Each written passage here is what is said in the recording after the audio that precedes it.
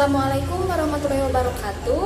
Bertemu lagi dengan saya Sri Tuti Mulyani pada mata pelajaran Ekonomi kelas 11. Nah, sebelum kita memulai pembelajaran pada hari ini, alangkah baiknya kita berdoa terlebih dahulu dengan mengucapkan basmalah bersama-sama. Bismillahirrahmanirrahim. Semoga pembelajaran pada hari ini diberikan kemudahan oleh Allah Subhanahu wa taala. Nah, bagaimana kabarnya adik-adik? Alhamdulillah ya, semoga kita dalam keadaan baik-baik saja. Nah, pada pertemuan minggu lalu, saya sudah membahas materi mengenai kebijakan moneter. Barangkali di sini adik-adik ada yang masih ingat apa itu kebijakan moneter? Ayo, ada yang masih ingat? Nah, kebijakan moneter adalah upaya untuk mengendalikan atau mengarahkan perekonomian makro ke kondisi yang diinginkan dengan cara mengatur jumlah uang yang beredar. Nah, untuk pertemuan kali ini saya akan membahas tentang materi kebijakan fiskal. Barangkali di sini ada yang sudah tahu apa itu kebijakan fiskal. Ayo acungkan tangannya. Nah, belum ada yang tahu ya. Oke, baik, akan saya jelaskan. Nah, tapi sebelum kita memasuki kepada materi, terlebih dahulu saya akan menjelaskan materi yang akan saya sampaikan pada hari ini. Yang pertama, saya akan membahas mengenai apa itu kebijakan fiskal dan pengertian dari kebijakan fiskal itu sendiri. Lalu selanjutnya tentang tujuan dari kebijakan fiskal. Apa sih tujuan dari kebijakan fiskal itu? Kemudian apa saja peran dan fungsi dari kebijakan fiskal? Lalu tentang apa sih instrumen dari kebijakan fiskal? Nah, untuk mengefektifkan waktu, langsung saja saya masuk kepada materi. Penerimaan dan pengeluaran pemerintah itu merupakan faktor yang mempengaruhi terhadap tingkat kesejahteraan masyarakat.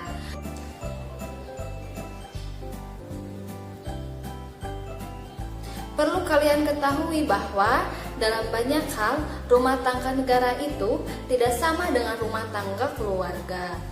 Nah, pada rumah tangga keluarga itu, jika penerimaan semakin menurun, maka salah satu tindakan yang dapat ditempuh itu adalah dengan menekankan pengeluaran. Saya ambil contoh sederhananya seperti ini. Misalkan keluarga A dalam sehari itu memiliki pendapatan sebesar Rp100.000 dan pengeluarannya itu dalam sehari sebesar Rp70.000. Nah, ketika masa pandemi ini, keluarga A itu otomatis penghasilannya itu turun menjadi Rp50.000. Nah, otomatis pengeluarannya itu yang tadinya Rp70.000 itu harus diturunkan di bawah dari pendapatannya, yaitu sebesar Rp30.000. Nah, itu saya ambil contoh sederhananya seperti itu. Nah, tindakan tersebut itu dilakukan tujuannya itu untuk menyelamatkan terhadap kemunduran ekonomi di rumah tangga keluarga tersebut. Berbeda halnya dengan rumah tangga negara. Penurunan penerimaan itu tidak selalu diatasi dengan pengeluaran. Nah, jika pengeluaran yang ditekan, kegiatan ekonomi di negara itu akan menjadi lesu. Nah, kelesuan ekonomi ini akan mengakibatkan kepada pengangguran yang nantinya akan berdampak pada penurunan penerimaan. Nah, lalu kiranya adik-adik tahu kebijakan apa sih yang dapat diambil oleh pemerintah pada saat penerimaan pendapatan itu menurun? Ada yang tahu? Oh, tidak. Baik, akan saya jelaskan. Nah, kebijakan yang akan diambil oleh pemerintah pada saat penerimaan pendapatan itu menurun adalah dengan mengatur pengeluaran agar pengeluaran tersebut dapat berdampak positif pada perbaikan ekonomi. Nah, tindakan memperbaiki ekonomi juga dapat ditempuh dengan usaha untuk menaikkan pendapatan. Lalu, tindakan-tindakan untuk mengatur pengeluaran pemasukan negara itu disebut apa, ayo? Ada yang tahu? Nah, tindakan-tindakan untuk mengatur pengeluaran dan pemasukan negara itu disebut sebagai tindakan fiskal. Jadi, dari apa yang sudah saya jelaskan barusan, mungkin adik-adik dapat menyimpulkan apa itu kebijakan fiskal. Nah, kebijakan fiskal itu adalah kebijakan penyesuaian di bidang pengeluaran pemerintah untuk memperbaiki terhadap keadaan ekonomi. Nah, adik-adik sudah tahu ya apa itu pengertian dari kebijakan fiskal? Sekarang saya akan lanjut kepada materi yang selanjutnya, yaitu tentang tujuan dari kebijakan fiskal. Apa sih tujuan dari kebijakan fiskal? Nah, tujuan dari kebijakan fiskal yang pertama adalah mencapai kestabilan ekonomi. Nah, kestabilan ekonomi ini bertujuan untuk meningkatkan pertumbuhan ekonomi secara maksimal karena berpengaruh besar dengan pemasukan atau pendapatan negara. Contohnya seperti bea dan cukai, pajak bumi dan bangunan, pajak penghasilan, devisa negara, impor, dan pariwisata atau yang lainnya. Lalu yang kedua, tentang penggunaan sumber daya ekonomi yang optimal. Nah, yang ketiga, adanya peningkatan distribusi pendapatan. Setelah kita mengetahui tujuan dari kebijakan fiskal, lalu saya akan membahas tentang fungsi dan peran dari kebijakan fiskal. Pemerintah itu selalu berusaha untuk meningkatkan terhadap kesejahteraan masyarakat. Nah, banyak contoh yang dapat kita lihat dari usaha pemerintah untuk memperbaiki kehidupan ekonomi masyarakat. Salah satunya seperti ada program transmigrasi yang memberi lahan dan rumah kepada penduduk. Lalu ada program irigasi yang dapat menaikkan hasil pertanian, program perbaikan rumah-rumah kumuh, dan program listrik masuk desa yang memberi kesempatan kepada penduduk untuk mendapatkan sarana listrik bagi kegiatan perekonomiannya. Saya akan mengambil contoh sederhananya tentang program transmigrasi. Di kampung saya khususnya ada satu keluarga yang bertransmigrasi ke daerah Kalimantan. Nah, di sana keluarga tersebut oleh pemerintah diberikan fasilitas rumah dan lahan. Nah, lahan tersebut ia jadikan perkebunan. Nah, hasil dari perkebunan tersebut bisa ia gunakan untuk keperluannya sehari-hari. Dan ia jual juga, dan hasil dari penjualannya itu bisa ia tabung atau untuk menghidupi kehidupannya sehari-hari.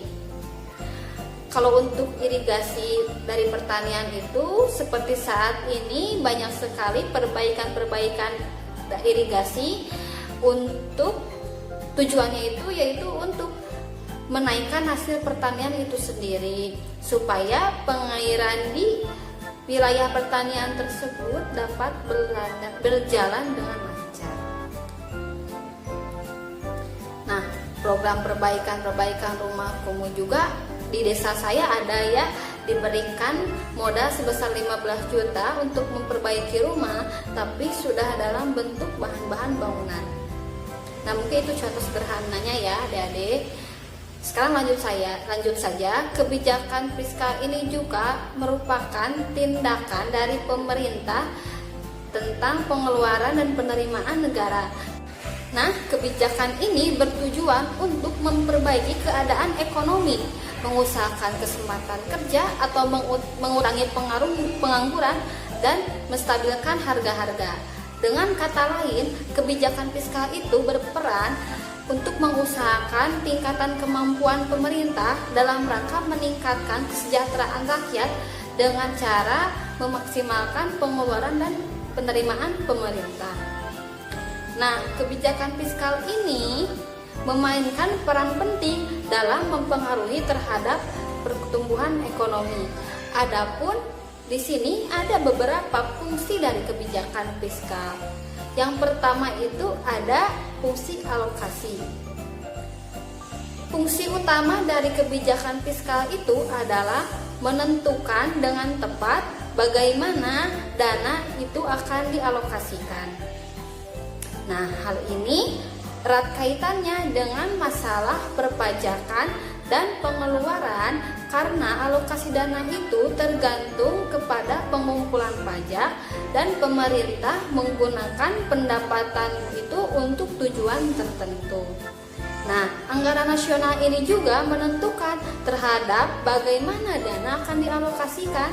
Ini berarti bahwa jumlah tertentu dari dana itu disisihkan untuk tujuan khusus yang ditetapkan oleh pemerintah. Nah, hal ini juga dapat memiliki dampak ekonomi langsung pada negara. Selanjutnya ada fungsi distribusi.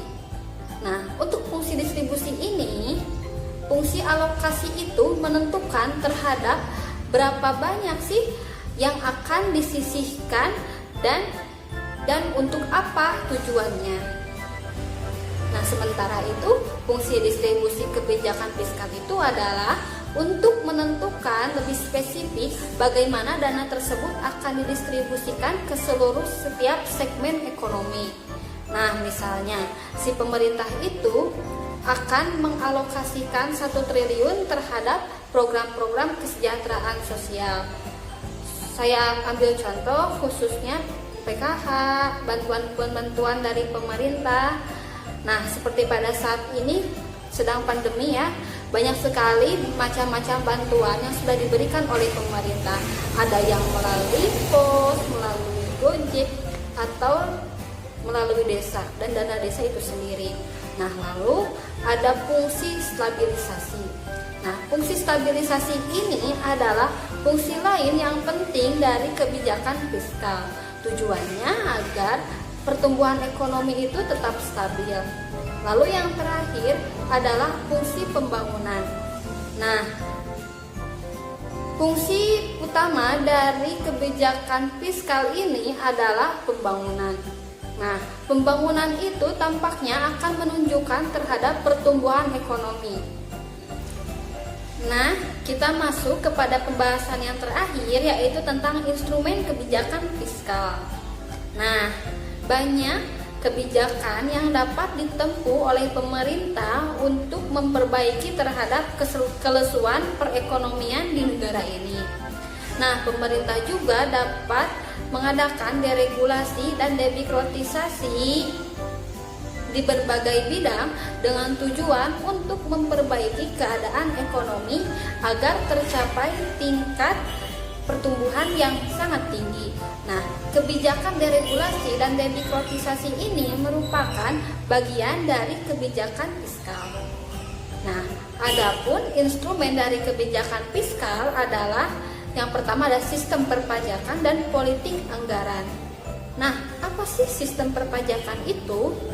Sistem perpajakan itu merupakan pemungutan pajak atau suatu sarana dalam kebijakan fiskal untuk mengatur perekonomian. Nah, secara ekonomi, pajak itu dapat didefinisikan sebagai pemindahan sumber daya yang ada di sektor rumah tangga dan dunia usaha ke sektor pemerintah melalui mekanisme pemungutan tanpa memberi balas jasa langsung. Nah, dengan menggunakan sarana perpajakan, pemerintah itu dapat mengatur kegiatan ekonomi. Nah, dengan menaikkan tarif pajak, pemerintah itu bermaksud untuk memperkuat kas pemerintah dan memperbesar pengeluaran yang bersifat umum. Sebaliknya, jika tarif pajak itu dikurangi, maka pemerintah itu bermaksud untuk memberi kesempatan kepada perusahaan untuk berinvestasi sekaligus untuk menaikkan konsumsi. Lalu yang kedua ada politik anggaran. Nah, dilihat dari perbandingan nilai penerimaan dan pengeluaran, kebijakan anggaran ini dapat dibedakan menjadi anggaran tidak berimbang dan anggaran berimbang. Nah, jika pemerintah itu menempuh dengan anggaran berimbang, dua hal pokok yang akan dicapai adalah yaitu peningkatan disiplin dan kepastian anggaran. Nah, anggaran tidak berimbang ini dapat dibagi lagi atas anggaran. Yang pertama ada anggaran apa? Defisit dan anggaran surplus.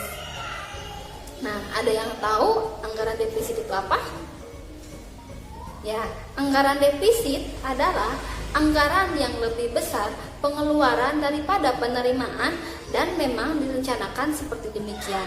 Sebab pengeluaran pemerintah itu direncanakan lebih besar dari penerimaannya. Nah, politik anggaran defisit ini dipilih jika pemerintah itu ingin menstimulir pertumbuhan ekonomi. Hal ini tentunya dilakukan bila perekonomian ini dalam keadaan resesi. Nah, selanjutnya adalah anggaran surplus adalah kebalikan dari anggaran defisit. Nah, dalam anggaran surplus ini pemerintah itu merencanakan si penerimaannya itu lebih besar daripada pengeluarannya. Nah, politik anggaran surplus ini dilakukan apabila perekonomian itu sedang dalam tahap ekspansif dan memanas. Nah, melalui anggaran surplus ini pemerintah itu akan mengurangi pengeluaran untuk menurunkan terhadap tekanan permintaan atau mengurangi daya beli dengan mengenaikan pajak. Nah, sekian materi yang dapat saya sampaikan. Mungkin adik-adik dapat memahami apa yang sudah saya sampaikan barusan. Nah, untuk kesimpulannya, jadi kebijakan fiskal itu adalah kebijakan penyesuaian di bidang pengeluaran dan penerimaan pemerintah untuk memperbaiki terhadap keadaan ekonomi. Sekian materi yang dapat saya sampaikan.